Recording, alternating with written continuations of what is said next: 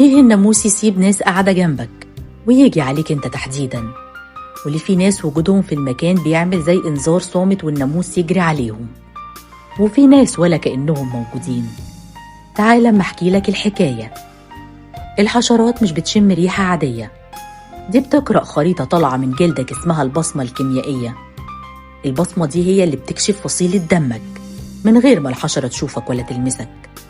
وده اللي يفسر ليه أصحاب فصيلة دم أو هم أكتر ناس الحشرات بتتجمع عليهم، مش عشان دمهم أحلى، عشان جلدهم بيطلع مركبات معينة مجرد ما تطلع في الهوا الناموس بيعرف إن الهدف وصل.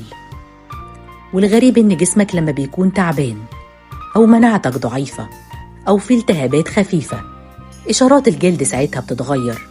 والحشرات خصوصا الناموس بتحب الناس اللي جهازها المناعي ضعيف، كأنهم بيبقوا أسهل في الاختراق. والمصيبة إن البصمة الجينية لريحة جسمك ثابتة، مهما غيرت برفان أو مزيل عرق أو شاور جل بتفضل موجودة. ولو ريحتك الجينية ماشية مع ترددات الحشرات يبقى خلاص انت بالنسبة لهم نداها. أصحاب فصيلة دم أو هم أكتر ناس توقيعهم عالي، مسموع ومكشوف. ونفس الكلام بينطبق على الحيوانات بس بطريقة مختلفة. الحيوانات ليها روايح طبيعية وحرارة جسمها بتجذب الحشرات زي الناموس. يعني ببساطة مش لازم تغير دمك، بس ممكن تقلل فرص جذبك للناموس.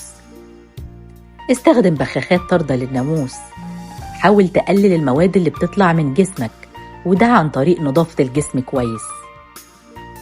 مش كلنا متشابهين، في أجسام همسة وفي أجسام صوتها عالي، والحشرات هي الوحيدة اللي سمع الصوت ده. لو عجبتك الحلقة قولي في الكومنتات احكي يا نونا، وانا احكي لك عن مخلوقات تقدر تشم خوف الإنسان قبل ما عينه ترمش.